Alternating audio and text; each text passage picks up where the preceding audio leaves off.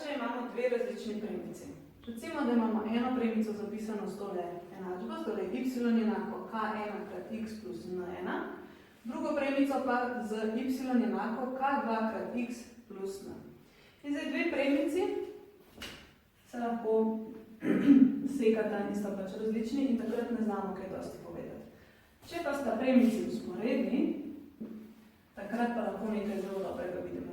Takrat velja, da sta k1 in k2 enaka.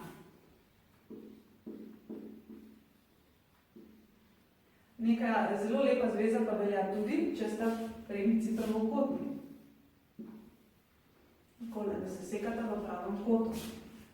Takrat velja, da je k1 krat k2 enako minus 1.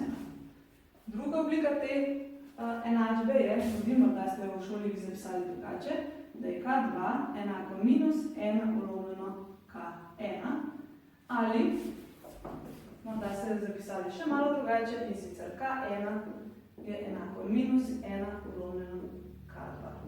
Katerakoli od teh oblik lahko uporabite. Ampak matematikom tale prvi primer, kjer nič ne vemo, kjer nič ne znamo povedati o smernih koeficientih, vseeno ni dal miru. In so se vprašali, dobro, če pa že ne znam povedati karkoli o k1 in k2, me pa zanima vsaj, kakšen je tale kot.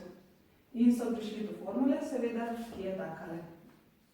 Tangens tega vmesnega kota je absolutna vrednost od k2 minus k1 ulovljeno 1 plus k1 krat k2. Morda ni najlepša formula, ampak formula vendarle je.